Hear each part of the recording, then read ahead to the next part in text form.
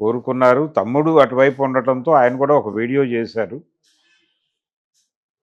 ఇలా అంటే మోడీ గారు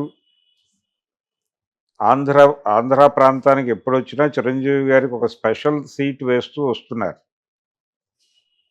ఆయన అల్లూరి సీతారామరాజు విగ్రహావిష్కరణకు వచ్చినప్పుడు చిరంజీవి గారిని పిలిపించుకున్నాడు. కృష్ణ గారు బతుకున్నారు అప్పటికి. సీతారామరాజు పేరు ఒక జనరేషన్కి తెలియజేసినటువంటి కృష్ణ గారిని కాకుండా చిరంజీవి గారిని పిలిచి ఆ వేదిక మీద నుంచోబెట్టుకున్నాడు ఆయన.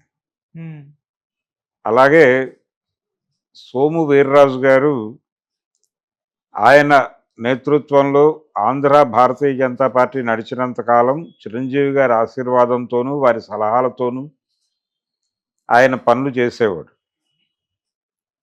అలాగే ఆ మధ్య ట్రిబుల్-ఆర్కి సంబంధించినటువంటి వ్యవహారంలో కూడా చిరంజీవి గారు అమిత్ షాని కలవటం ఇవన్నీ చేస్తూ వచ్చారు. ఆయన మోడీ గారి ప్రభుత్వం పట్ల చాలా సానుకూలంగా ఉంటాడు. బాలరాముడి మందిరాన్ని ఓపెన్ చేసినప్పుడు కూడా ఆవిష్కరించిన సందర్భంలో కూడా చిరంజీవి గారు ప్రత్యేక ఆహ్వానితుడిగా హాజరయ్యారు అక్కడికి. అలాగే చంద్రబాబు నాయుడు గారి ప్రమాణ స్వీకారం సందర్భంగా చిరంజీవి గారిని పవన్ కళ్యాణ్ని విడిగా పక్కకు తీసుకొచ్చి వాళ్ళిద్దరి చేతులు పైకెత్తి ప్రధాని మోడీ ప్రజలకి అభివాదం చేయటం అనేటువంటి ఒక సన్నివేశం చూస్తే చిరంజీవి గారి ఇటీవల కదలికలన్నీ కూడా టువర్డ్స్ ఎన్డీఏ కనిపిస్తున్నాయి. ఇప్పుడు ఆయన ఢిల్లీ వెడుతున్నాడు అనగానే చిరంజీవి గారు ఢిల్లీ ఎందుకు వెడుతున్నారు అనేది వేరే గొడవ. ఆయన ఏదైనా పని మీద వెళ్ళొచ్చు. అయితే ఇప్పుడున్న స్పెక్యులేషన్ ఏంటంటే రేవంత్ రెడ్డిని కంట్రోల్ చేయటం అనేది ఆపరేషన్. ఇది అల్లు అర్జున్ని కాపాడటం కోసం మాత్రమేనా, లేకపోతే వీళ్ళు ఒక మాట అన్నారు నిన్న, ఏ రకమైనటువంటి స్పెషల్ షోస్కి అనుమతులు ఇవ్వం, ఏ రకమైనటువంటి టికెట్ ప్రైస్ హైక్కి అనుమతించం అని చెప్పారు. కోమటిరెడ్డి గారు ఇంతకు ముందే అన్నాడు. అయితే అది సీఎం గారి నోట్లోంచి కూడా ఆ వాక్యం రావటం అనేది కొంచెం ఇబ్బంది పెట్టి ఉండవచ్చు. ఆ నిర్ణయం వలన రేపు సంక్రాంతికి రిలీజ్ అవబోతున్నటువంటి గేమ్ చేంజరు, అలాగే డాకు మహారాజు, సంక్రాంతికి వస్తున్నాం అనే 3 సినిమాల మీద ఎఫెక్ట్ పడే ఛాన్స్ ఉంది. పర్టికులర్గా గేమ్ చేంజర్ మీద పడే అవకాశం ఉంది. బాలకృష్ణ గారికి రేట్ల పెంపు తగ్గింపుతో సంబంధం లేదు. ఆయన ఈ గోలకు చెందిన మనిషి కాదు. గతంలో అఖండ కూడా తక్కువ రేట్లలో అక్కడ రిలీజ్ చేసినా ఆయన ఏమీ ఫీల్ కాలేదు, యుద్ధం చేయలేదు, గొడవ పడలేదు. దాని పద్ధతిలో అది నడుస్తుంది అనుకునే మనిషే తప్ప ఆయన ఈ విషయాలు పట్టించుకునేవాడు కాదు. గేమ్ చేంజర్కి అవసరం. దిల్ రాజు గారు ఆల్రెడీ చెప్పాడు, బెనిఫిట్ షోస్ డెఫినెట్గా ఉంటాయి. బెనిఫిట్ షోస్ కాదు, వాటిని ప్రీమియర్స్ అంటున్నారు. ఆ ప్రీమియర్స్ ఎలాగూ ఉంటాయి డెఫినెట్గాను. ప్రైస్ హైక్ కూడా ఉంటుంది అని చెప్పారు వారు అమెరికా వెళ్ళడానికి ముందు. పైగా ఆయన ఫిల్మ్ డెవలప్మెంట్ కార్పొరేషన్ చైర్మన్, ఆ హోదాలో కూడా చెప్పాడు ఆయన ఆ మాట. ఈలోపు ఈ మాటలు దొరికినాయి ప్రభుత్వం వైపు నుంచి. అది ఈయన వెళ్ళి మాట్లాడుకుని సానుకూలంగా నిర్ణయం తీసుకునేలా చేయొచ్చు. కానీ గేమ్ చేంజర్ టైంకి ఈ ప్రైస్ హైక్ చేయము అన్నటువంటి తెలంగాణ ప్రభుత్వ విధానంగా మారితే ఇబ్బంది అవుతుంది. కాబట్టి ఇప్పుడు పుష్ప రికార్డులని కొట్టాలి అంటే ఎవరికైనా సరే పుష్ప 2కి ఈ రికార్డు సాధించడానికి సహకరించిన అంశాల్లో ప్రీమియర్స్ అధికంగా పడుట ఒకటి, దానికి తోడు ప్రీమియర్స్కి ఎక్కువ రేట్లు పెట్టి టికెట్లు అమ్మటం ఒకటి. మొదటి 10 రోజులు ఇతర సినిమాలకు ఇచ్చిన హైక్ కంటే కూడా డబుల్ హైక్ ఇచ్చారు. అది ఇవన్నీ 3 అంశాలు కలిసి అది రికార్డు కొట్టగలిగింది. ఇప్పుడు ఇవేమీ లేకుండా ఆ సినిమా రికార్డు కొట్టడం అంటే చాలా శ్రమించాలి సినిమాలు. అందుకని మాకు కూడా అవకాశాలు కల్పించండి, మేము ఆ రికార్డుని బద్దలు కొట్టేస్తాం అనేది అడగటం కోసం. అంటే ఆయన మేనల్లుని రక్షించడం కన్నా కూడా ఈ నిర్ణయం పట్ల, ఈ ప్రీమియర్స్కి అనుమతించము, అలాగే ప్రైస్ హైక్కి అనుమతించము అనే నినాదాల నుంచి తెలంగాణ ప్రభుత్వాన్ని యూటర్న్ తీసుకునేలా చేయటం కోసం కాంగ్రెస్ అధిష్టానంతో మాట్లాడి వారి ద్వారా ఒక మాట చెప్పించి పరిస్థితిని సానుకూలపరచడం కోసం ఢిల్లీ వెడుతున్నారు అనేది ఒక వార్త. ఓకే. మేనల్లుడిని కాపాడటం కోసం అనేది ఒక వార్త. హ్మ్. ఈ రెండిటితో పాటు అంటే ఈ రెండూ కూడా కాంగ్రెస్ పెద్దలతో మాట్లాడి రేవంత్ రెడ్డిని కన్విన్స్ చేయటం. ఓకే. తనకు ఉన్నటువంటి యాక్సెస్, పైగా గతంలో కేంద్ర మంత్రిగా పనిచేశాడు ఆయన యూపీఏలో. ఇవన్నీ ఉపయోగించి, అలాగే ఆ మధ్య ఆయన్ని పర్సనల్గా ఇంటికి వెళ్ళి ఆయన్ని ఇంటర్వ్యూ చేశాడు కిషన్ రెడ్డి. హ్మ్.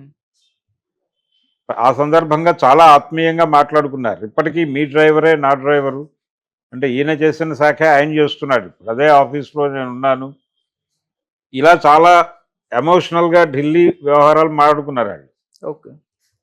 సో ఇంకొక స్పెక్యులేషన్ ఏంటంటే ఈయన నేరుగా అధికార పార్టీ అంటే ఎన్డీఏ కేంద్ర నాయకత్వంతో మాట్లాడి వారి ద్వారా రేవంత్ని కంట్రోల్లోకి తీసుకునే ప్రయత్నం చేస్తారు అని కూడా ఒక వార్త బయట సర్క్యులేషన్లోకి వచ్చేసింది. ఎప్పుడైతే చిరంజీవి గారు ఢిల్లీ అన్నారో, ఢిల్లీ పర్యటనకు సంబంధించి అధికార సమాచారం లేకపోయినప్పటికీ ఆయన చిరంజీవి ఢిల్లీ అనే 2 పదాల వెనకాల ఇన్ని కథలు పుట్టుకొస్తున్నాయి. హ్మ్.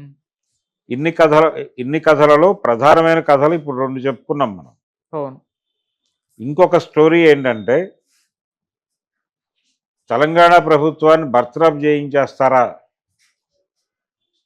అని కూడా ఒక స్పెక్యులేషన్ మొదలైంది. హ్మ్. అంటే ఒక సినిమాకి సంబంధించిన గొడవ ఈ లెవెల్కి తీసుకెళ్ళి, అంటే అద్భుత రసంలో చెబితే ఏ విషయమైనా ప్రజలకు కనెక్ట్ అవుతుంది అనేది రేపు రిలీజ్ అవబోయేటువంటి గేమ్ చేంజర్ డైరెక్టర్ శంకర్ గారి నినాదం. పేదరికం గురించి మాట్లాడటం కూడా అద్భుత రసంలో చెప్పాలి అనుకునే బాపత ఆయన. అట్లా ఆ బాపత వాళ్ళు చిరంజీవి ఢిల్లీ అనేటువంటి ఒక లింకుని అద్భుత రసంలోకి తీసుకెళ్లి తెలంగాణ ప్రభుత్వాన్ని బర్తరఫ్ చేసి రాష్ట్రపతి పాలన పెట్టి ఆర్టికల్ 356 ఏదో ఉంది కదా, హ్మ్. దాని కింద రద్దు చేయించేసి రాష్ట్రపతి పాలన పెట్టి సినిమా రిలీజ్ చేసేస్తారు అని కూడా కొంతమంది మాట్లాడేస్తున్నారు. ఇదొక ప్రమాదకరమైన ఆలోచన. ఓకే. ఏది ఇప్పుడు నిన్న జేఏసీ వాళ్ళు అక్కడ అల్లు అర్జున్ ఇంటి దగ్గర పూల కుండీలు పగలగొట్టగానే ఇన్ని సంవత్సరాల తర్వాత కూడా విద్వేషం ఉందా? ఆంధ్ర వాళ్ళ మీద విద్వేషం తగ్గలేదా? అసలు ఇక్కడ ఉండటం కన్నా ఆంధ్ర వెళ్ళిపోవటం బెటరు అని ఎలాగైతే కొంతమంది ఆంధ్ర ప్రాంతపు జ్ఞానులము అని చెప్పుకునే వాళ్ళు మాట్లాడుతున్నారు, ఆ ఎక్స్ట్రీమ్ ఎలా చూసామో అలాంటి ఎక్స్ట్రీమే ఇది కూడా. ఏది చిరంజీవి గారు తెలంగాణ ప్రభుత్వాన్ని ఏదో చేయటానికి వెళుతున్నారు అనేది. ఇది ఎలా ఉంటుందంటే దున్నపోతు ఈనిందంటే దూడను కట్టేయండి అన్న లెవెల్కి పెడుతున్నారు. కాబట్టి స్పెక్యులేషన్స్ రకరకాలుగా ఉంటున్నాయి. అంటే ఎవరి పద్ధతిలో వాళ్ళు ఒక ఊహాగానాన్ని మార్కెట్లో వదిలేస్తున్నారు. చిరంజీవి గారు నిజంగా ఢిల్లీ వెడితే ఒక అవకాశం, ఆయన కాంగ్రెస్ పార్టీ పెద్దలతో మాట్లాడి పరిస్థితిని సానుకూలపరచడానికి వెళ్ళాల్సిన అవసరం ఉండుండొచ్చు. ఎందుకంటే అరవింద్ గారు చెబితే చిరంజీవి గారు కన్సిడర్ చేస్తారు. చేసి ఎందుకు మనం చూద్దాం, ఇది ఢిల్లీ లెవెల్లో మాట్లాడదాం అని ఉండొచ్చు అని ఆ మేరకు హామీ ఇచ్చి ఉండొచ్చు. ఆ నేపథ్యంలో ఈ కథనాలన్నీ సర్క్యులేట్ అవుతూ ఉండుండొచ్చు. ఓకే. దీనికంటే ముందు ఇంత లెవెల్లో అక్కర్లేదు. ముందు సానుకూలంగా అరవింద్ గారు, చిరంజీవి గారు, అల్లు అర్జున్ గారు అందరూ కలిసి సిటీ కమిషనర్ ఆనంద్ గారిని కలిసి, అయ్యా నిన్న మీరు ప్రెస్ మీట్ మేము చూసాము, జరిగిన దానిలో మా లోపం కూడా ఉండుండొచ్చు,